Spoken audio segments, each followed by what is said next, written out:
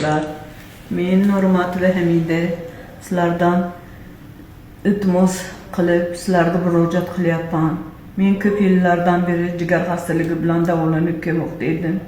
Hozirgi kunda ahvolim og'irlashib, Toshkentda yotibman. Toshkent vrachlari Hindistonga borib, jigar ko'chirish ishini o'tkazmasam bo'lmaydi deyishyapti. Hindistondagi vrachlar 35,000 AQSh dollar deyishyapti. Unga bizim oila a'zolarimiz harakat qilib, nima qilishyapti, mablag'imiz kamlik qilyapti. Sizlardan iltimos qilib so'rardim, saxovatpesha aziz yurtdoshlar, menga yordam beringlar. Shu borib operatsiya qildirib, yangi hayot kechirishi va sog'lom hayotga qaytishi xohlayman.